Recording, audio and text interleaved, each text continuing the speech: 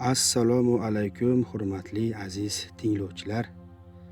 Biz sizlar bilan ustozimiz O'tkir Hoshimovning Dunyoning ishlari kitobidan ona haqida yozilgan novellalarni o'qiyotgandik. Bugungi hikoyamiz Toy deb nomlanadi. Sizlarga ma'qul keladi degan umid bilan hikoyamizni o'qishni boshlaymiz.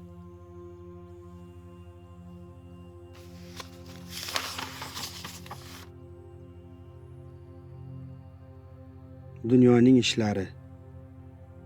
Toy. Bultur bahorda eshigimiz oldidagi gullarni sug'arayotgan edim.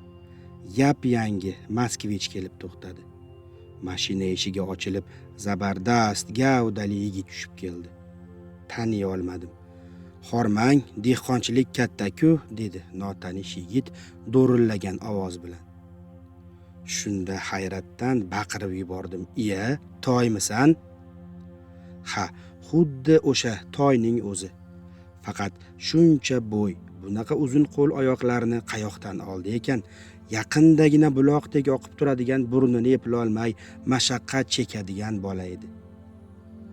"Poshoyimlarni ko'rgani keldim", dedi bahaybat qomatiga uncha mos kelmaydigan alfozda muloyim jilmayib. Uzun oyoqlarini katta-katta bosib hovliga kirdi-yu onamga duch keldi. Qiziq, onam uni darrov tanidi. "Voy o'zimning toychoq o'g'limdan aylanay, voy o'zimning o'g'lim kelib qolibdi-ku". Onam peshonasidan o'payotganda Toy ikki bukilib turdi. "Mashina teguvdi", dedi yana iljayib. "Sizdan fotiha olgani keldim. Yuring, bir aylantirib kelay". Toy onamni oldingi o'rindiqqa o'tqizdi. Yarim soatcha aylantirib keldi. Onamning yosh boladek birovning mashinasiga tushib kataysa qilishi menga erish tuyuldi. Ammo onam xursand edi. "Nordek yigit bo'pti", dedi quvonib.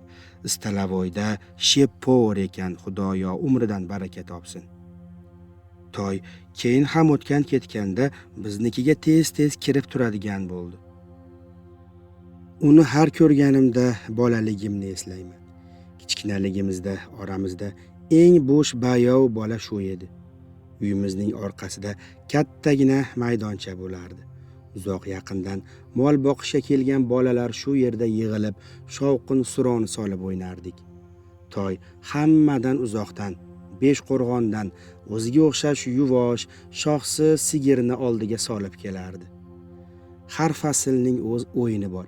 Erta bahorda chillak, varrak, yozda futbol, kech kuzda lanka tepish. Faqat ikkita bola o'yinga ko'p qo'shilmasdi. Bittasi ko'zlari doim javdirab turadigan Xo'ja, yana biri Toy. Xo'janing o'zi o'yinga uncha qiziqmas, Toyning esa o'z yumushi bor edi. Nega deganda zimmasida mol boqish vazifasi bor. Birovning daydi sigiri, birovning shaytonga dars beradigan echkisi zum o'tmay ekin oralab ketadi. Shunda mo'ylovi qorayib do'rillab qolgan jo'raboshimiz buyuradi. "Toy, galing keldi, echkini qaytar". "Sigirga qara, Toy, sigirga". Toy qo'y kartishkaga oralab ketibdi-ku. Negadir Toyning navbati hammanikidan tez kelaverardi.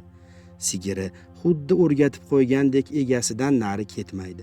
Ammo boshqalarning moliga ham kimdir qarash kerak-ku. Toy burnini tortib qo'yadi-da indamay polizga qarab yuguradi.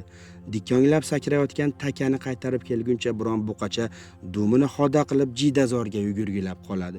O'ynab charchaganimizdan keyin hammamiz tol soyasida dam olamiz.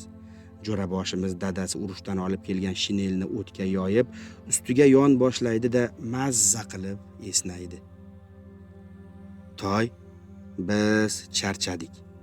Bir mizg'ib olmasak bo'lmaydi. Sen navbatchisan, mollarga qarab turasan".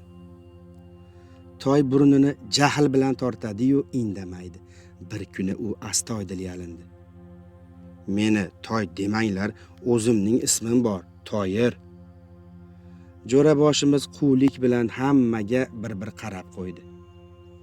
"Bo'pti", dedi do'rillab. "Senga 3 kun muhlat. 3 kungacha hammaning molini yaxshilab boqsang, toy otingni o'zgartiramiz, ammo kechqurun sigirimning yelini tirsillab tursin, bildingmi?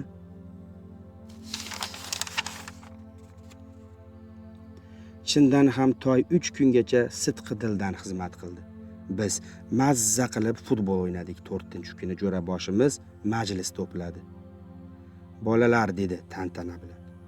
Endi toyni hech kim toy demasin. Bugundan boshlab uning ismi Xotik. Yana 1 yil harakat qilsang o'sib eshak bo'lasan. Hammamiz xaxolab kulib yubordik. Toy bolalarga birma-bir qarab chiqdi-da, burnini tortdi. Indamay yer chizib o'tiraverdi. Chillak o'yinining shafqatsizroq bir qoidasi bor. Yutqazgan bola zuvlab nafasi yetmay qolsa, bir oyoqda hakkalaydi. Qoqilib ketsami, ikkinchi oyog'i yerga tegsami, tamom. Tag'in tayoq bilan chillakni urib sanaladi-da, yana chillak otiladi. Chillak borib tushgan joydan qaytadan zuvlashi shart. Bir gal toyni salkam yarim chaqirim joydan zuvlashga majbur qildim. Turgan gapki nafasi yetmadi. Lo'killa, dedim baqirib. U chap oyog'ini ko'targancha hakkalab sakray boshladi, ammo 10 qadam ham yura olmadi. Har sakraganda burni buloqdek qaynaydi. Qayta artgani bilan foydasi yo'q. Bolalar xaxolaydi, ayniqsa men huzur qilib kulaman. Oxiri bo'lmadi. Toy yiqilib tushdi.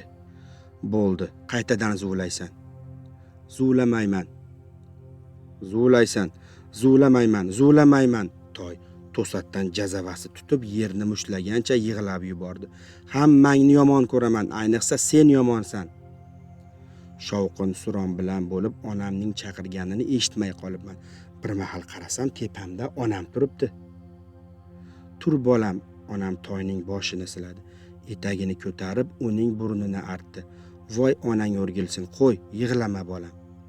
Keyin meni chetga imladi. Bu yoqqa yurchi.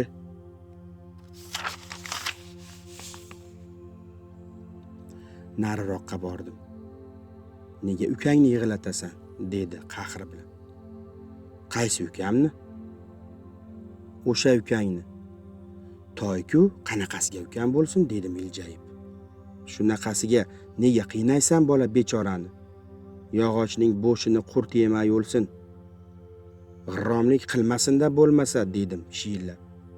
Nega zuvlamaydi? O'lib qoldingmi shu bilan? O'shandan keyin ko'p o'tmay toylar ko'chib ketishdi. Qayoqqaligini bolalar surishtirishmadi ham. Toy o'sha, o'zimizning toy, shunday yigit bo'lganiga hamon hayron edim. Onam vafot etganda toy onasi Niso xolani boshlab keldi. Keyin ham ko'p kelib yelib yugurdi. Kun ora keladi. Bizga xizmat bormi, deb mashinasini to'g'rilab turadi. Qaysi kuni ishdan kelsam, eshik oldida yana toyning mashinasi turibdi. Qarasam ayvonda toy bilan Niso xola o'tirishibdi. Sochlari oqarib ketgan Niso xola men bilan aylanib o'rgilib ko'rishdi. Poshsha opamni tush ko'ribman, dedi ko'ziga yosh olib. Toyirjonni yetaklab yurgan emishlar. Shunga bir xabar olay deb keldim. U bir zum indamay qoldi-da, ovozi tovlanib davom etdi. Poshsha opam qandoq edilar-a? Toyirjonni qandoq yaxshi ko'rardilar-a? Niso xola ko'zimga tikilib ohista so'radi. Bilasiz-a? Bilaman, juda yaxshi ko'rardilar, dedim bolalikdagi o'sha voqealarni eslab. Niso xola ko'zimga yana diqqat bilan tikildi.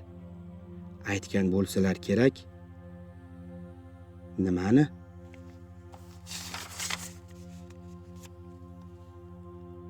Aytmaganmilar? Nimani aytadilar, dedim hayron bo'lib. Iye, Toyirjon sizning ukangiz-ku.